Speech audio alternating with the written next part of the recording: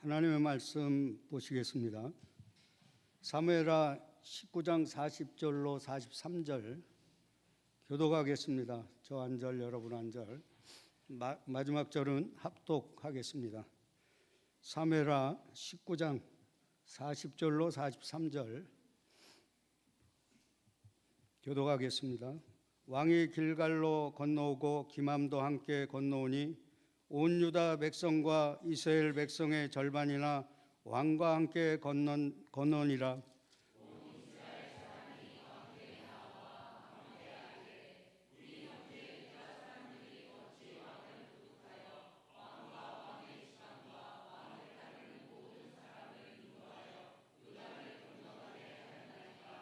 모든 유다 사람이 이스라엘 사람에게 대답하되 왕은 우리의 종친인 까닭이라 너희가 어찌 이 일에 대하여 분내느냐? 우리가 왕의 것을 조금이라도 얻어 먹었느냐? 왕께서 우리에게 선물로 주신 것이 있느냐? 함께 하겠습니다. 이스라엘 사람들이 유다 사람들에게 대답하여 이르되 우리는 왕에 대하여 열목을 가졌으니 다윗에게 대하여 너희보다 더욱 관계가 있거늘 너희가 어찌 우리를 멸시하여 우리 왕을 모셔오는 일에 먼저 우리와 의논하지 아니하였느냐? 하나 유다 사람의 말이 이스라엘 사람의 말보다 더 강경하였느니라. 아멘. 이 시간은 사무엘하 연속 설교 41번째 우리 형제 유다 사람들이란 제목을 가지고 이두성 목사님 나오셔서 말씀 전하실 때 은혜 시간 되시기 바랍니다.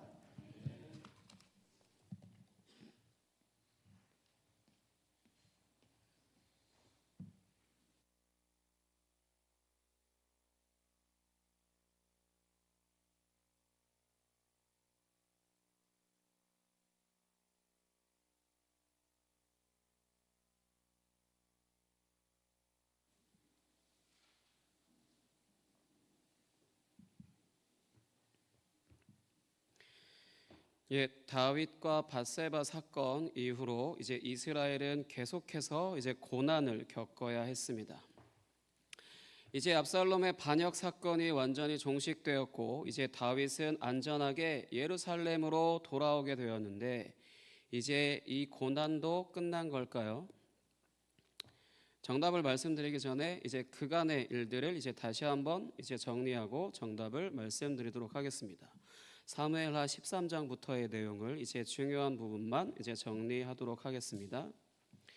다말, 이제 여성이죠. 다윗의 딸 다말이 이제 이복 오빠인 암논에게 유린당하고 압살롬은 이렇게 유린당한 다말의 복수를 하기 위해서 이제 암논을 죽이고는 이제 예루살렘 동쪽으로 도망갔다가 다시 돌아와서 이제 다윗과 화해한 듯 했지만 서로 얼굴은 보지 않고 이제 대략 2년 정도를 같은 공간에서 지내다가 이제 압살롬이 반란을 일으키게 되고 이번에는 다윗이 예루살렘 동쪽으로 이제 도망을 가게 되는데 이때 후궁 10명을 이제 이 궁궐에 남겨놓고 자신의 온 가족과 이제 이방인인 가드 사람 이때 그리고 그의 군대 600명과 함께 피난을 갔습니다. 이 과정에 다윗을 따라가려고 했던 이제 제사장 사독과 아비아달을 이제 그 자리에 남게 하고 이동 중에 역시 이방인인 아렉 사람 후세를 만나서 이제 그로 하여금 압살롬의 측근으로 이제 위장 잠입해서 아히멜렉의 계략이 실패하도록 하는 이제 명령을 이제 하였습니다. 이후에 이제 시바를 만나서 공개를 받은 후 이제 무비보셋에게 주었던 땅을 이제 시바에게 다 넘겨주고요. 또 이제 시므이를 만나서 저주의 말과 이제 던지는 돌을 이제 맞게 됩니다. 이때 압살롬이 예루살렘으로 입성을 하게 되고 다윗의 후궁 10명을 이제 윤간하게 됩니다. 그리고 여호와께서 후세의 계략을 선택하게 하셔서 압살롬이 결국 나뭇가지에 걸리게 하시고 이제 이것을 요압이 나뭇가지에 걸려 있는 이 압살롬을 요압이 죽인 후에 구덩이를 파서 이제 그곳에 던져놓고 돌 무더기를 쌓아서 하나님의 저주를 받아 죽었다라고 하는 것을 이제 나타냅니다. 여기까지 겪은 다윗이 자신의 죄로 인하여서 발생한 고난, 이것을 키워드로만 정리를 해보자면요, 수치, 복수, 반역, 윤간, 모독, 저주, 이것이 전부 다윗의 집안 안에서 이뤄진 일입니다. 아버지 다윗 하나의 이제 죄로 인하여서 이제 들어온 그 죄가 이렇게까지 무섭게 이제 여호와의 말씀에 따라서 이렇게 이제 역사하게 됩니다. 다윗으로서는 이제 자신이 지은 죄와 똑같은 이제 것으로 시작하여서 공동체에서 완전히 추방시키는 것을 의미하는 이제 돌을 맞는 것까지 이제 이어지는 것을 이제 볼 수 있습니다. 이것이 이제 후세의 계략을 이제 시작으로 압살롬이 나뭇가지에 걸려서 죽임을 당하고 이제 시체가 돌 무더기에 깔리는 것으로 인해서 다윗이 아닌 압살롬이야말로 이제 하나님의 저주를 받게 되는 것으로 이제 이 반란이 이제 일단락되었습니다. 하지만 아까도 권사님께서 기도해 주셨을 때 이제 나왔던 내용인데요.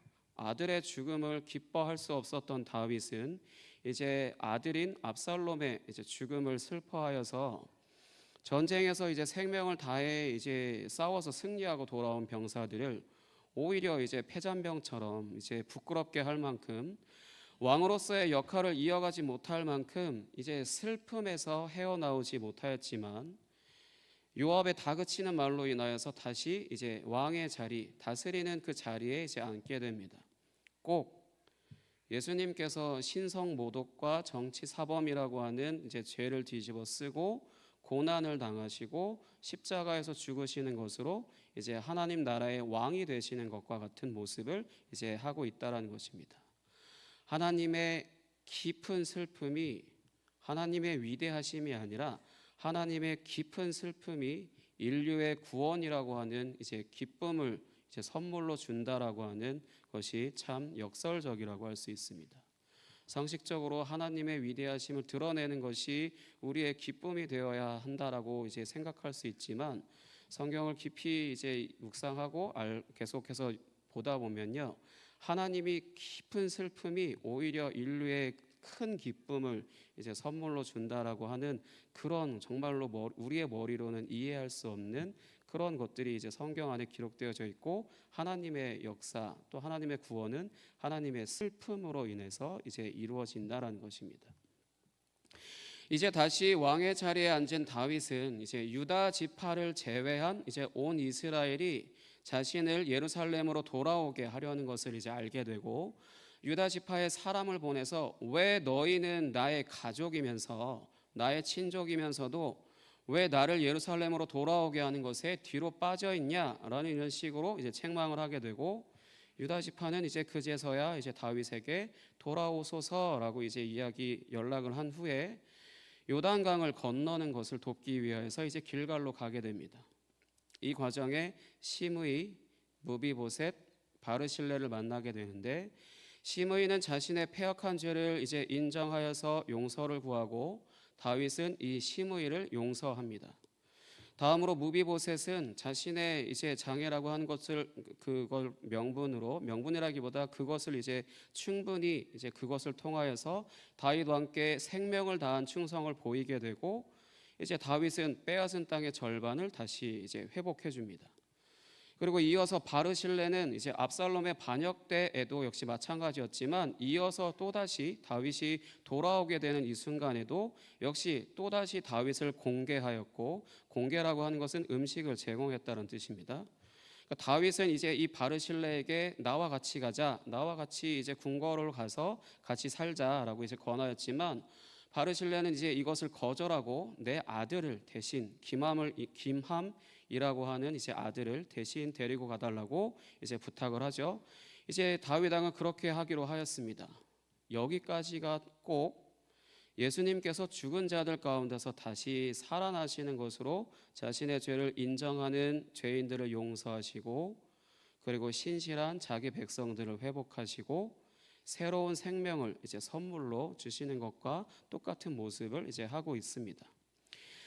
이런 긴 고난의 시간을 보낸 다윗은 이제 자신의 왕궁으로 이제 돌아왔으니까 좀 쉴 수 있을까요? 이제 좀 그동안 많이 고난을 먹었으니까 이제 그만 먹고 싶고, 이제 좀 이제 쉴 수 있을까요? 이제 고난을 그만 먹을 수 있을까요? 이제 좀 쉴 수 있을까요? 오늘 본문의 시작은 이 다윗 왕이 이제 바르실레의 아들 김함과 이제 유다 백성과 나머지 이스라엘 백성들의 절반이나 이제 요단강을 건너는 것으로 이제 말씀이 시작합니다. 본문 40절 같이 읽어보도록 하겠습니다.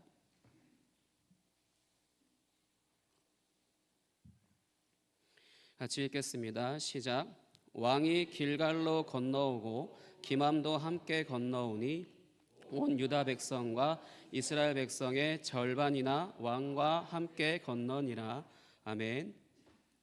이렇게 다윗은 이제 김함이라고 하는 사람과 바르실레의 아들과 이제 유다 지파 사람들과 그리고 그 외에 이스라엘 사람의 절반이나 되는 숫자를 데리고 이제 요단강을 건너게 됩니다.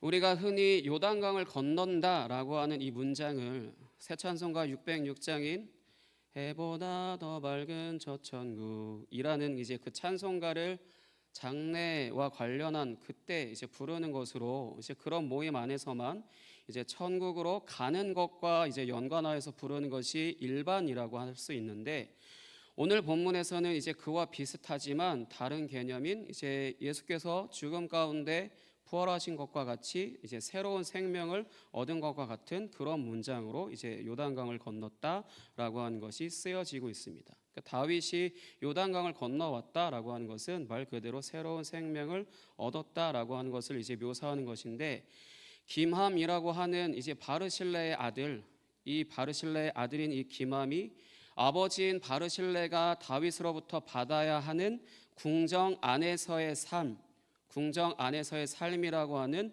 새로운 삶을 선물 받은 것이 이제 이것을 이제 증명하는 것이라고 할 수 있습니다. 허나 이 다윗이 비록 압살롬의 반역이라고 하는 문제에서는 구원을 받은 것과 같이 새 생명을 얻었지만 이제 이 고난이라고 하는 것이 이제 이 죽음이라고 하는 것이 또 다른 새로운 국면을 이제 맞이하게 됩니다. 다름이 아니라 이제 유다 지파를 제외한 이스라엘의 나머지 지파 사람들이 이제 다윗에게 와서 지금 왕이 왕궁으로 복귀한 것에 대해서 이제 따지려고 왔습니다.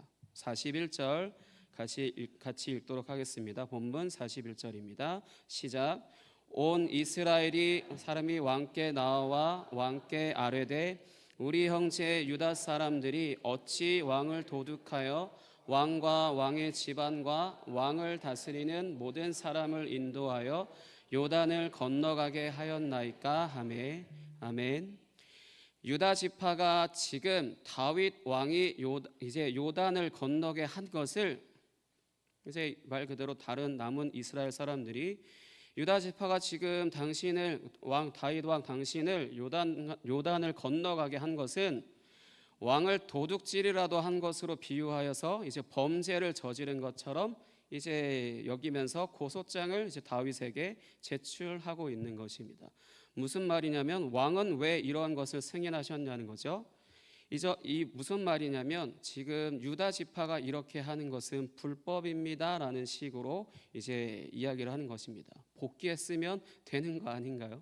근데 이런 이스라엘의 고소의 내용을 들은 유다 지파들은 이제 다음과 같이 답을 합니다. 42절 같이 읽겠습니다. 시작. 모든 유다 사람이 이스라엘 사람에게 대답하되 왕은 우리의 종친인 까닭이라 너희가 어찌 이 일에 대하여 분내느냐?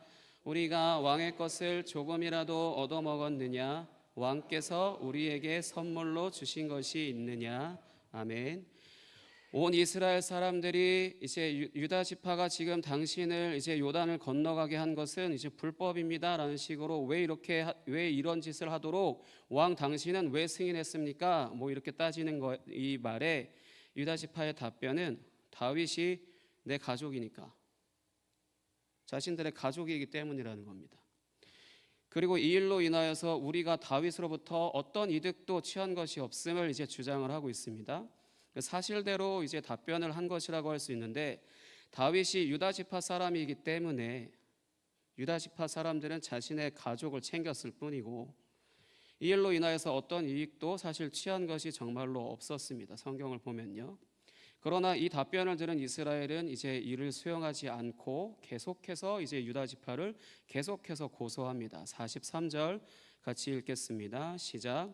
이스라엘 사람이 유다 사람에게 대답하여 이르되 우리는 왕에 대하여 열 몫을 가졌으니 다윗에게 대하여 너희보다 더욱 관계가 있거늘 너희가 어찌 우리를 멸시하여 우리 왕을 모셔오는 일에 먼저 우리와 의논하지 아니하였느냐 하나 유다 사람의 말이 이스라엘 사람의 말보다 더 강경하였더라.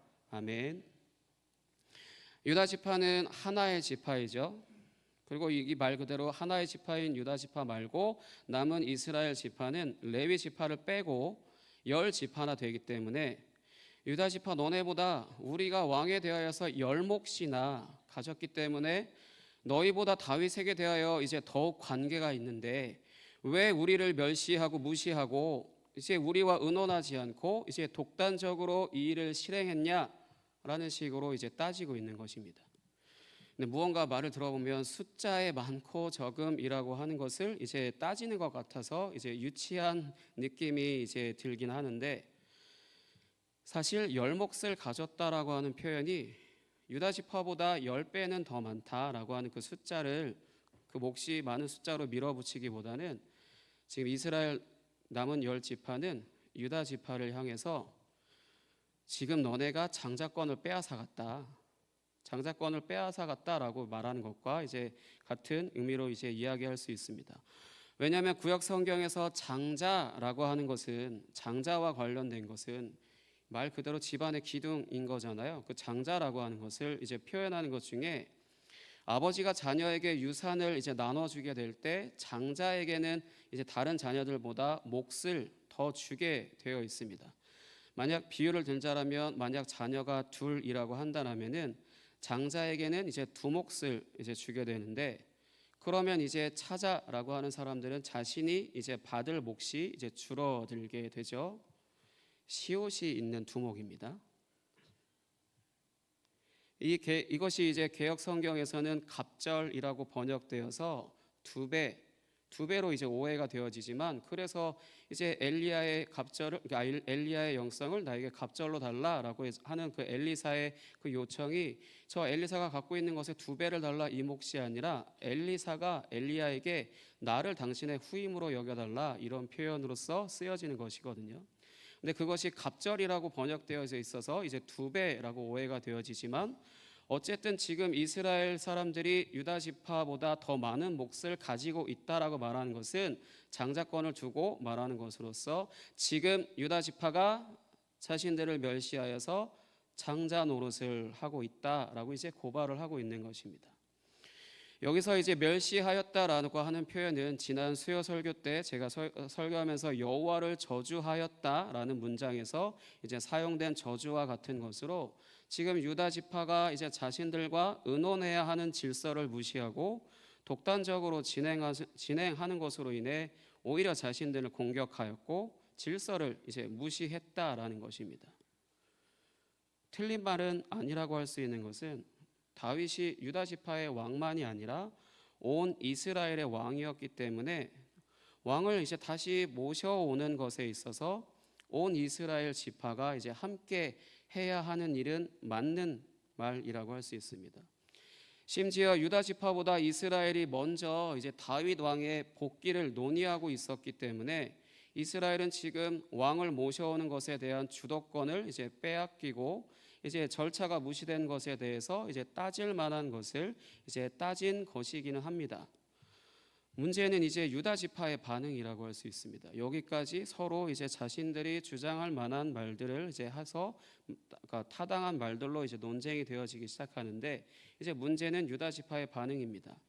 43절 하반부에 보시면 유다 사람의 말이 이스라엘 사람의 말보다 더 강경하였더라라고 이제 기록하고 있는 것을 볼 수 있는데 무슨 표현이냐면 자기 주장을 굽히지 않겠다라는 것입니다.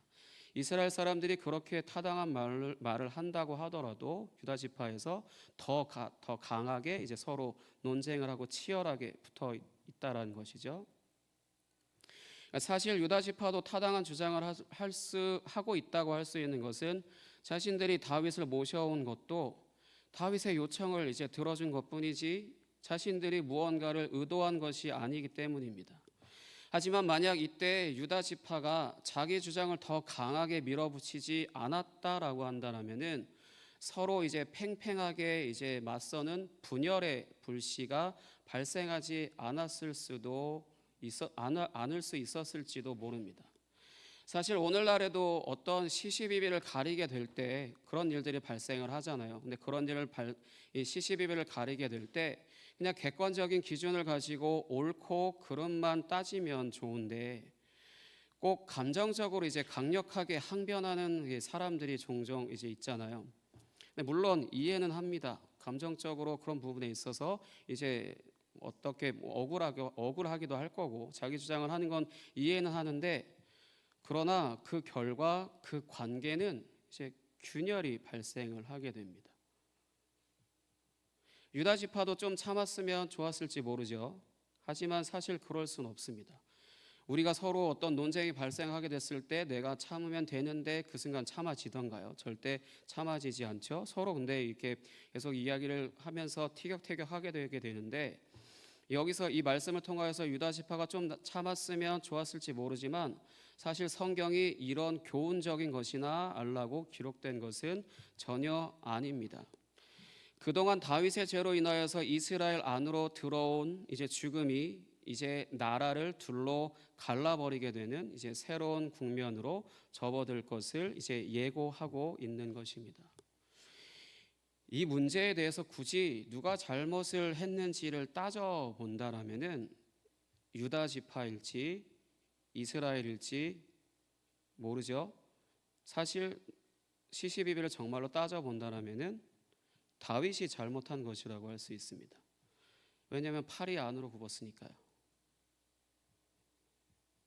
압살롬의 반역을 일단락시키고 자신의 왕궁으로 돌아오는 과정에 굳이 온 이스라엘 지파들이 자신의 복귀를 이제 논의하고 있는 상황에 자신의 친족을, 가족이니까 자신의 친족을 굳이 의지하려고 한 것으로 인해서 이스라엘로 하여금 유다 지파를 편애하는구나, 그런 식으로 이제 생각하게 만들었으니까요. 굳이 따진다면 다윗이 잘못한 것입니다. 야곱이 자신이 사랑하는 라헬에게서 낳은 아들 요셉, 그 요셉에게 채색 옷을 입혔죠. 그 채색 옷을 입힘으로 인하여서 남은 이제 요셉의 형들이 이제 요셉을 시기하게 됩니다. 왜냐하면 아버지의 편애를 한 몸에 받고 있으니까요. 그런 것처럼 지금 다윗이 이제 온 이스라엘 백성들이 온 이스라엘 지파가 유다 지파를 이제 시기하게 만든 원인을 제공한 것이라고 할 수 있습니다. 이제 다윗 왕국은 어떻게 되는 걸까요? 열왕기상 12장 19절과 20절로 확인해 보도록 하겠습니다. 열왕기상 12장 19절에서 20절입니다.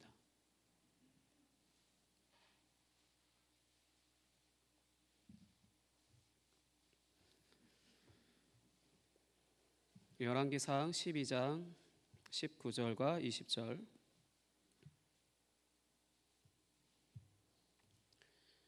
열왕기상 12장 19절에서 20절 같이 읽겠습니다. 시작. 이에 이스라엘이 다윗의 집을 배반하여 오늘까지 이르렀더라. 온 이스라엘이 여로보암이 돌아왔다 함을 듣고 사람을 보내 그를 공회로 청하여 온 이스라엘의 왕으로 삼았으니 유다 지파 외에는 다윗의 집을 따르는 자가 없으니라. 아멘. 사무엘하 말씀 이후에 여러 가지 사건들이 있지만 이제 열왕기상으로 넘어가고 이 12장에 머물게 됐을 때 이제 다윗의 사후에 여러 왕들을 거치게 되었죠. 이제 그런 과정에 기원전 931년경에 여로보암을 중심으로 해서 이제 유다 지파만 남고 유다 지파를 제외한 지파들이 다윗의 길이 아닌 이제 여로보암의 길을 따르게 됩니다. 이때부터 이제 나라가 남유다와 이제 북이스라엘로 이제 갈리게 되는데, 열왕기서는 의도적으로 이제 북이스라엘의 왕들의 기준을 여로보암의 길을 따랐는지에 따라서 모든 왕들이 이제 여호와 앞에서 악한 왕들이라는 것을 이제 의도적으로 이제 기록하게 됩니다. 여로보암의 길이라고 하는 것은 어떤 길이냐? 여호와를 섬기는 것이 아니라 다른 우상을 이제 숭배하는 것을 말하는 것입니다. 북이스라엘의 왕들은 하나같이 이 여로보암처럼 이제 여로보암이라고 하는 그 왕처럼 여호와가 아닌 우상을 숭배하는 죄를 짓는 것이 이제 열왕기서에 잘 기록되어 있습니다. 그러니 결국 이제 어떻게 되겠어요? 즉 북이스라엘은 다윗 언약에서 스스로 자기 발로 이제 걸어 나간 것입니다. 그러니 여기서 이제 더 나아가 기원전 721년경에 이르렀을 때 성경에 아스르라고 기록된 아시리아에 의해서 멸망당하고 이 아스르의 혼혈 정책으로 인해서 더 이상 이스라엘 사람으로 불릴 수 없게 됩니다. 열왕기하 17장 24절로 확인해 보도록 하겠습니다. 열왕기하 17장 24절입니다.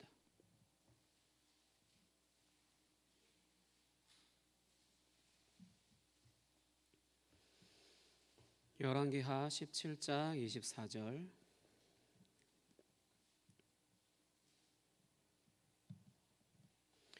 열왕기하 17장 24절 같이 읽겠습니다. 시작. 아스르 왕이 바벨론과 구다와 아와와 하맛과 스발와임에서 사람을 옮겨다가 이스라엘 자손을 대신하여 사마리아 여러 성읍에 두매 그들이 사마리아를 차지하고 그 여러 성읍에 거주하니라. 아멘.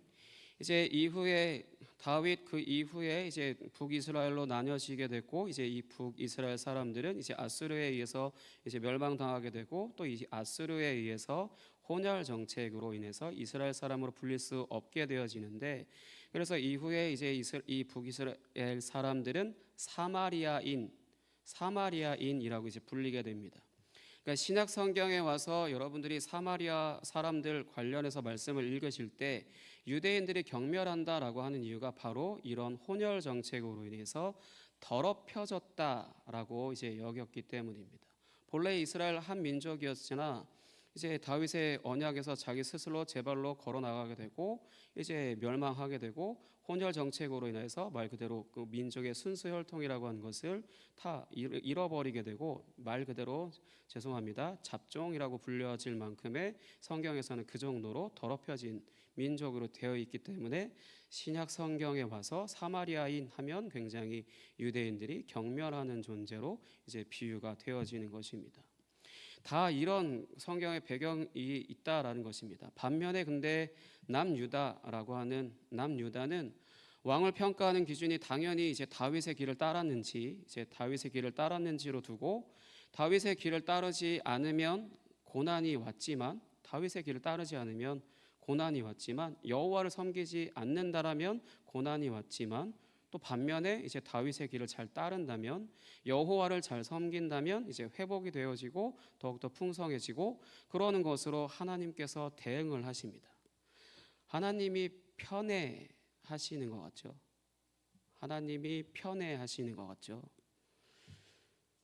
다윗이 유다 지파를 편애하는 것 같이 하나님도 다윗을 편애하실까요? 좀 생소하게 들리시겠지만 맞습니다. 하나님이 다윗을 편애하십니다. 사실 그러려고 언약을 맺으신 겁니다. 그리고 사실 저와 여러분을 하나님께서 부르신 이유도 편애하시기 위해서 부르셨습니다. 인간 아버지가 특정한 아들을 자신의 임의대로 이제 편애하는 것과는 달리 이제 철저하게 언약을 중심으로 편애를 하시는 겁니다. 우리가 흔히 하나님이 공평하시고 평등하시다라고 말하는 것의 개념이 세상적인 개념과는 다르다라고 하는 것을 아는 사람들이 별로 없는 것 같은데 하나님께서 온 세상에 있는 나라 중에 이스라엘을 택하신 것도 사실은 그것부터가 편애라고 할 수 있습니다.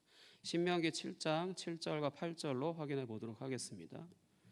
신명기 7장 7절과 8절입니다.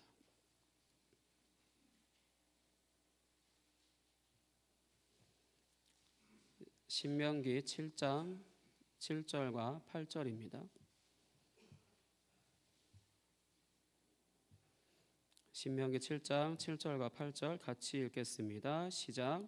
여호와께서 너희를 기뻐하시고 너희를 택하심은 너희가 다른 쪽보다 수요가 많기 때문이 아니라 너희는 오히려 모든 민족 중에 가장 적으니라. 여호와께서 다만 너희를 사랑하심으로 말미암아 또는 너희의 조상들에게 하신 맹세를 지키려 하심으로 말미암아 자기의 권능의 손으로 너희를 인도하여 내시되 너희를 그 종 되었던 집에서 애굽 왕 바로의 손에서 속량하셨나니. 아멘. 이스라엘을 택하신 것도 이스라엘 백성들이 잘하기 때문에 또는 잘할 것이기 때문에가 아니라 사랑하셨기 때문에 택하신 것입니다. 저와 여러분도 잘할 것이기 때문에 잘하니까가 아니라 이제 사랑하셔서 택하신 것입니다. 이 또한 사실 편애라고 할 수 있죠. 어떤 객관적인 기준을 가지고 우리가 그 조건을 갖춰서 사랑을 받는다라면은 내가 잘했기 때문에 보상을 받는 것이지만 일방적으로 하나님이 나를 선택하신 건 사랑해서 일방적으로 선택하신 것입니다. 그러니까 이스라엘을 택하신 것도 이제 사랑하신 것 때문입니다. 구약의 하나님은 온 세상을 다스리시는 분이시지만 그 중에서도 이스라엘을 택하셔서 이제 특별히 사랑하셨습니다. 그 사랑을 이제 이집트로부터 구출하시는 것으로 또 이제 시내산에서 언약을 맺으시는 것으로 약속의 땅으로 인도하시는 것으로 그 약속의 땅에서도 계속해서 그 사랑을 나타내고 계셨고 다윗과 언약을 맺어서 이제 그것을 이어가고 계셨습니다. 하나님의 편애와 인간의 편애는 질적으로 다릅니다. 인간의 편애는 이제 야곱이 요셉을 편애하는 것 같이 특별히 자기가 사랑하는 여자에게서 낳은 아들, 아내가 둘, 넷이죠. 그렇게 아내들에게서 낳은 아들 중에 내가 사랑해서 얻은 그 아내에게서 낳은 그 아들만 특별히 사랑하는 그런 식의 자신의 감정과 같은 그런 자기 마음에 달려 있는 것이라면 하나님의 편애는 철저하게 자신의 뜻을 이루고자 하는 것을 기준으로 하는 편애입니다. 이스라엘이 수요가 많았다라고 한다라면은 그런 식의 자신의 뜻을 이루기에 충분한 조건들을 갖추고 있기 때문에 그렇게 택했다고 할 수 있지만 반대로 수요가 적어서라고 한다라면은 전적으로 하나님께 의존할 수밖에 없었기 때문에 어떤 기준을 둔다라면 그러한 것이겠죠. 오직 여호와 하나님을 의존하는 그런 조건으로서 이제 편애를 하는 것이라고 할 수 있습니다. 사실 근데 제가 계속 편애라고 하니까 혹시 그러니까 부모님들 중에 특히 아버님들께서 자신의 자녀를 편애하신 분들은 찔리시는 것 같은데 그런 식으로 이제 그렇게 편애라고 말하기보다는 언약을 맺은 대상을 전적으로 지지하고 응원하는 편이 되어 주신다라는 것입니다. 하나님의 편애는 자신이 언약을 맺은 대상을 전적으로 지지하고 응원하는 편이 되어준다라는 것입니다. 시시비비를 따져서 잘하니 못하니를 따지는 게 아니라 내 자식이니까 내가 낳았으니까 전적으로 계속해서 지지해주는 그런 것을 하나님의 편애라고 하는 것입니다. 하나님의 형상으로 창조된 아담과 하와가 범죄하여서 온 인류의 죄가 들어옴으로 인해 모든 인류가 하나님 앞에서 깨어진 하나님의 형상으로 살아가는 것에 있어서 그 누구도 하나님을 바르게 할 수 없었기 때문에 그 누구도 하나님의 뜻대로 살 수도 없고 그 누구도 하나님을 아는 것조차 가능하지 않았습니다. 그런 상황 가운데 하나님은 이제 아담 이후에 특정한 사람들을 택하셔서 이제 그들과 언약을 맺으신 후에 그들을 통하여서 자신의 뜻을 이어 오셨고 다윗을 통하여 이제 사울과 다윗으로 나뉘어 있던 이스라엘의 세력을 하나로 통합했고 다윗과 언약을 맺어서 이제 다윗의 왕조를 영원히 보존해 주실 것을 약속하셨습니다. 하나님이 다윗을 택하셨을 때는 아까도 말씀드린 것이지만 하나님이 다윗을 택하셨을 때는 다윗이 잘할 것을 기대하신 것이 아니라 자기 자신이 다윗에게 신실하게 하실 것을 이제 하나님께서 스스로 이제 기대하신 것입니다.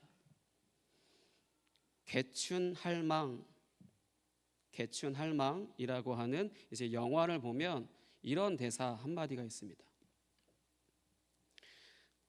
제가 사투리를 못해서요.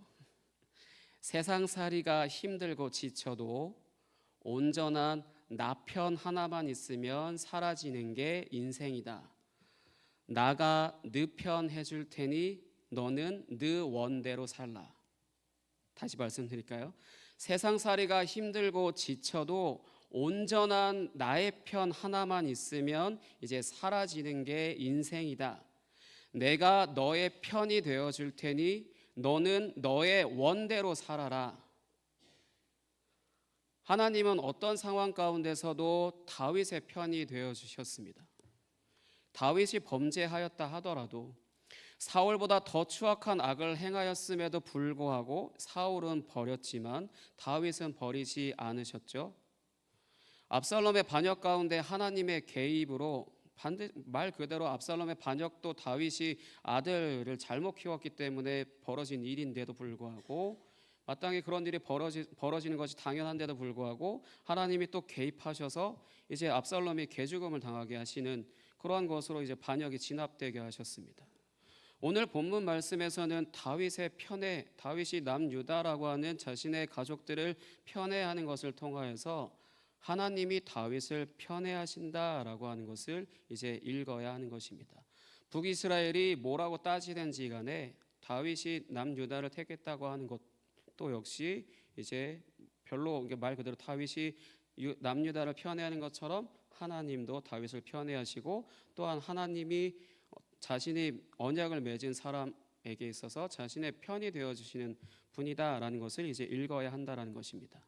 하지만 하나님이 다윗을 편애한다고 해서 유다 지파가 잘했거나 이제 남은 이스라엘 지파가 잘못했다고는 할 수 없습니다. 결국 이 둘의 충돌은 둘이 하나가 되었던 나라가 이제 다시 분열될 것을 이제 예고하는 것이고, 하나님과 언약을 맺은 다윗의 지파는 이후로도 이제 영원히 보존될 것을 통하여서 하나님이 얼마나 약속에 신실하신 분인지를 이제 알 수 있습니다. 반면에 남은 이스라엘 지파들은 아무리 타당한 이유라 하더라도 어쨌든지 간에 이제 이후에 북이스라엘이 되고 다윗에게 이제 등을 지게 되고, 그러므로 인해서 자신들만의 나라를 이제 만들었다고 하더라도 결국은 자신들이 자기 발로 다윗의 언약이라고 하는 것에서 제 발로 나갔기 때문에 다른 강대국의 힘을 당해낼 수가 없기 때문에 이제 결국은 역사 속으로 사라져 버리는 것을 통해서 하나님의 언약 안에서 살아가는 것이 얼마나 안전한 것인지를 이제 알 수 있습니다. 하나님은 다윗에게 등진 그 북이스라엘에도 이제 선지자들을 보내셔서 돌이키라라고 분명히 경고하셨지만, 끝내 돌아오지 않은 북이스라엘은 이제 멸망하였고, 혼혈 정책으로 인해 혈통이 더럽혀지게 되어서 사마리아인으로 이제 남게 되었습니다. 이렇게 정말로 역사 속으로 사라져 버리고 이제 끝나는 걸까요? 사마리아인들은, 북이스라엘은 이제 다윗에게 따져들었던 그 이스라엘 지파들은 역사 속으로 사라져 버리는 걸까요? 성경을 통해서 볼 때 감사하게도 하나님은 예수님을 통하여서 이 사마리아인들을 다시 찾아가셨습니다. 요한복음 4장 39절과 42절로 확인해 보도록 하겠습니다. 요한복음 4장 39절부터 42절입니다.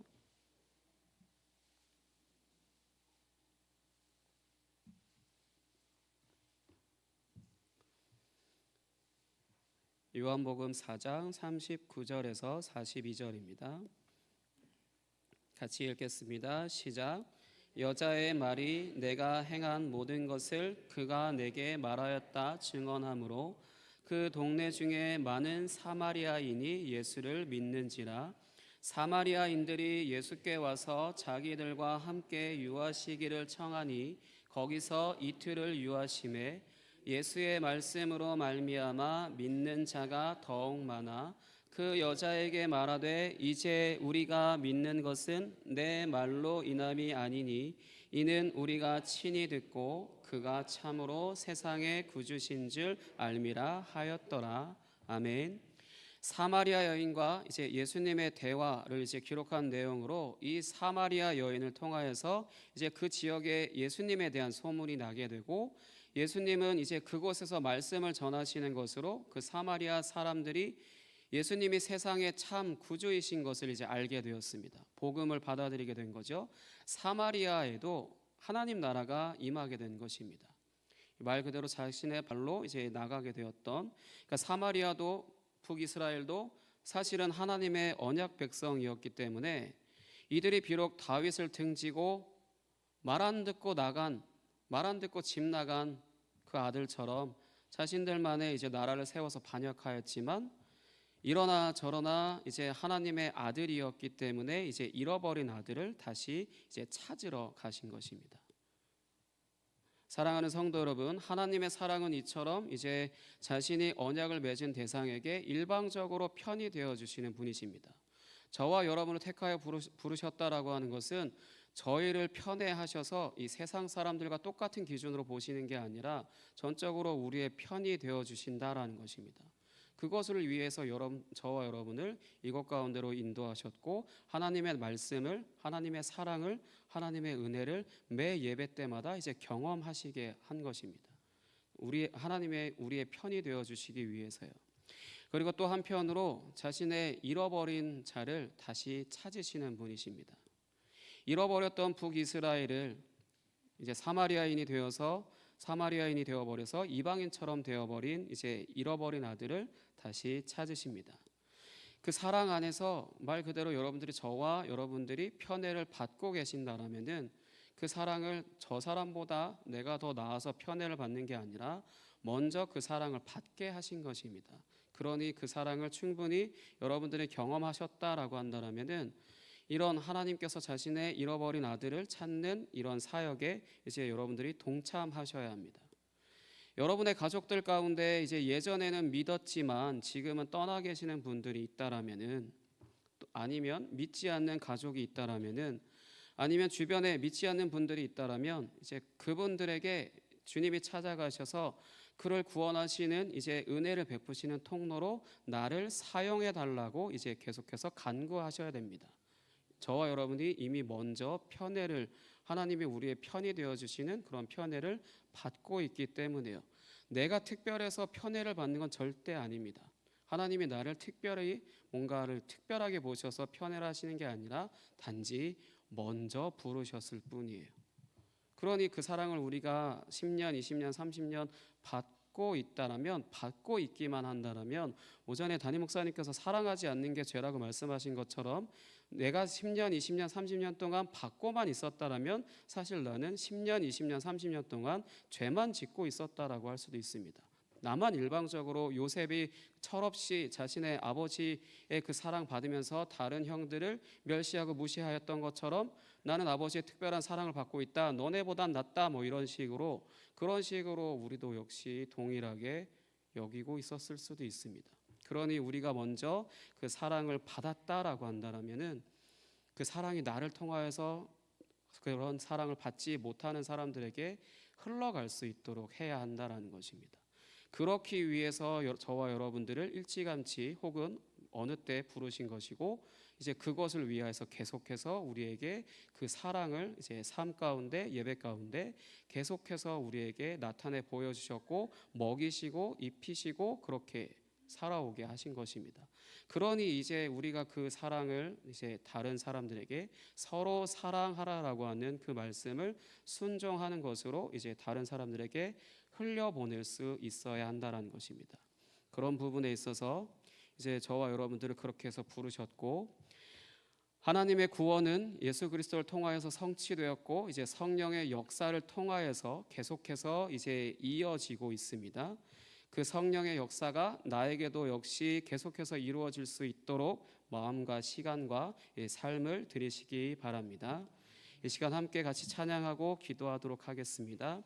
세상을 구원하기 위해 흘려야 할 피가 있다라면 나를 사용하여 주옵소서 고백하는 찬양 함께 같이 찬양하시고 기도하도록 하겠습니다.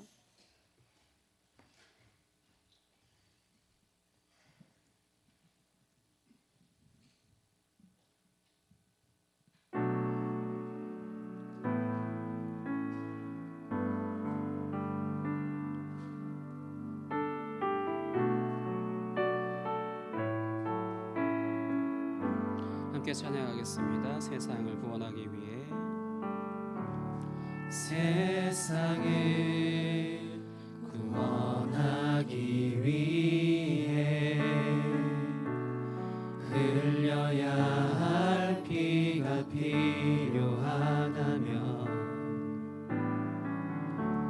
죄인을 대신하기 위해 희생의 제물 필요하시다면 내 생명 제단 위에 드리리. 주 영광 위에 사용하소서. 생명이 또 다른 생명 낳고 주님 볼 수 있다면 나의 삶과 죽음도 아낌없이 드리리. 죽어야 다시 사는 주의 말씀 믿으며 하나를 미랄 되어 썩어지리니 예수님처럼 살아가게 하소서. 함께 고백하겠습니다. 길 잃어 지친 양을 찾아 길 잃어 지친 양을 찾아 마음 상해 이리저리 헤매이는 한 영혼 찾아 아파하는 예수님 마음 내게 주옵소서. 십자가 온 세상 위한 그 희생 눈물로 그 길 가게 하소서. 생명이 또 다른 생명 낳고 주님 볼 수 있다면 나의 삶과 죽음도 아낌없이 드리리. 죽어야 다시 사는 주의 말씀 믿으며 하나를 미랄 되어 썩어지리니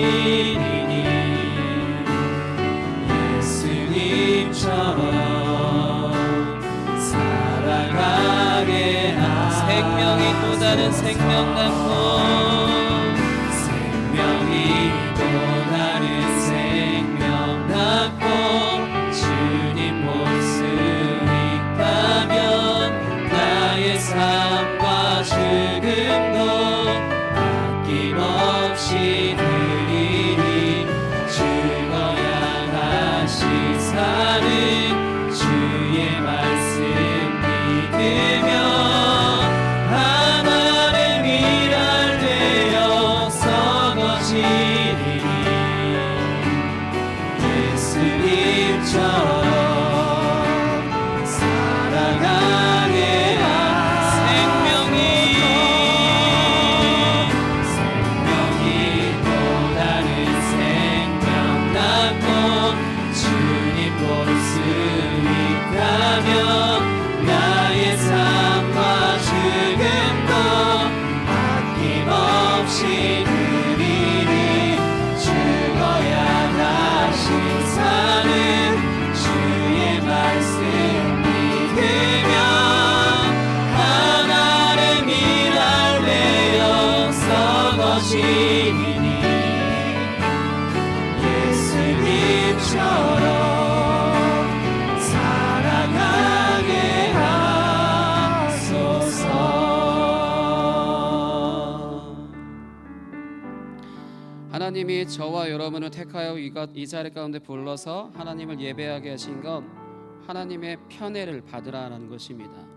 이 세상 사람들 가운데 우리와 똑같은 사람들이지만 우리가 그들과 다른 것이 있다라면 죄송하지만 없습니다. 택하여서 우리가 이 자리에 있는 것뿐입니다. 먼저 믿게 하셨다는 것이고 하나님이 우리를 편애하셔서 전적으로 내가 너희의 편이 되어주겠다라고 이렇게 말씀하시는 것으로 우리를 이 자리 가운데 부르셨습니다. 먼저 믿으신 여러분들, 저도 마찬가지지만 우리가 그만큼 잘 성장하고 성숙하여서 하나님이 원하시는 그런 분량에까지 잘 자라가는 것으로 하나님의 사랑을 잘 나타내고 있나요? 하나님이 우리에게 은혜를 베풀어 주시고 우리를 사랑하셔야 될 이유는 단 하나도 없습니다. 다만 자신의 아들을 이제 내어주시기까지 우리를 사랑하신 것, 그래서 먼저 택하여 부르신 것이고, 우리가 그 택함에 합당한 삶을 산다라고 하는 것은 날마다 그 사랑을, 그 편애를, 하나님의 그 특별한 사랑을 받음으로 인하여서 풍족히 그 사랑을 누리고 잘 성장하고 성숙하여서 그 사랑을 받지 못하는 자들에게 그 사랑을 나타내라고 우리를 부르신 줄 믿습니다. 이 시간 함께 같이 기도했으면 좋겠습니다. 하나님, 내가 하나님의 사랑을 잘 받음으로 인하여서 인격적으로 건강하여 하나님의 사랑을 잘 나타내는 그러한 삶을 살게 하여 주옵소서. 이 시간 주여 한번 외치고 함께 기도하겠습니다. 주여! 하나님 아버지 감사합니다. 모든 사람이 공평하게 아버지 똑같이 객관적으로 잘할 수 있는 건 아니고 하나님을 알 수조차 없는 아버지 그러한 상황 가운데 우리를 택하여 부르셨다라고 하는 것은 우리로 하여금 하나님의 특별한 사랑, 하나님의 편애를 경험하는 아버지 그러한 것으로 우리가 하나님의 사랑을 나타내라고 아버지 우리를 부르신 줄 믿습니다. 우리가 그 사랑을 받고 누리며 풍족히 그것이 얼마나 좋은지 아버지 우리가 알고 있다라면은 아버지 그 사랑을 잘 우리가 주님 앞에서 잘 공급받아서 잘 자라고 있고, 인격적으로나 아버지 모든 것들이 잘 자라는 것으로 말미암아 횟수만 늘리는 것이 아니라 아버지 우리가 성숙하여서 하나님의 사랑을 올바르게 전할 수 있고 다른 사람들에게 무릎을 꿇고 아버지 발을 씻겨줄 수 있는 아버지 그러한 인격을 아버지 가졌는지 아버지 우리가 아버지 깊이 우리의 삶을 되돌아보게 하시고 아버지 우리가 하나님의 은혜만을 받을 것만을 아버지 계속해서 기대하는 것 그런 삶을 살고 있지는 않는지 주님 우리의 삶을 돌아보게 하여 주옵소서. 어린아이라고 한다면 당연히 아버지께 대쓸 수밖에 없는 아버지 그런 연약한 모습을 보이겠지만 아버지 우리가 장성하여 어른이 되었다라면은 아버지 그러한 것에서 벗어나 다른 사람들을 섬기고 사랑하는 아버지 그런 삶을 사는 것이 당연한 줄 믿사오니 우리는 과연 어떤 모습을 하고 있는지 주님 바르게 알고 깨닫게 하여 주옵소서. 주님 함께 하심으로 말미암아 주님의 은혜 안에 아버지 그 사랑 안에 거할 수 있도록 주님 인도하시고 주님 함께 하여 주옵소서. 오직 주님만을 아버지 사랑하며 나아갈 수 있도록 주님 인도하여 주옵소서. 하나님 아버지 감사합니다. 우리를 특별히 편애해 주시니 감사합니다. 우리는 사랑받을 수 있는 자격이 하나도 없지만 이 세상 사람들보다 아버지 나은 것이 단 하나도 없는데도 불구하고 우리를 특별한 상황 가운데 부르셔서 아버지 우리를 이곳에 있게 하셔서 하나님의 사랑을 받게 하신 그 은혜를 아버지 부어주시니 감사합니다. 우리가 그것을 정말로 나의 노력과 나의 어떠함으로 받는 것이 아니기 때문에 우리는 그저 감사할 수밖에 없고 나의 삶을 주님께 드릴 수밖에 없고 그 사랑을 날마다 누리고 있을 수밖에 없는 아버지 그런 존재이나 우리가 정말로 그 사랑을 온전히 누림으로 말미암아 주님께서 잃어버린 양들을 찾으실 때 잃어버린 아들을 찾으시러 아버지 돌아다니시는 아버지 그런 발걸음 가운데 우리가 함께하고 있는지 주님 우리의 삶을 깊이 돌아보게 하여 주옵소서. 계속해서 주님의 것을 달라고만 하는 그런 요청하는 아버지 그런 신앙생활을 하고 있지는 않는지 주님 깊이 나의 삶을 돌아보게 하여 주옵소서. 그래서 주님이 기뻐하시는 일들을 아버지 이루어 드릴 수 있는 그러한 삶이 될 수 있도록 주님 인도하여 주옵소서. 그렇게 우리를 다루어 가시고 인도하실 주님을 기대합니다. 오직 주님만 홀로 영광 받아 주옵소서. 감사합니다. 살아계신 예수 그리스도의 이름으로 기도하였습니다. 아멘.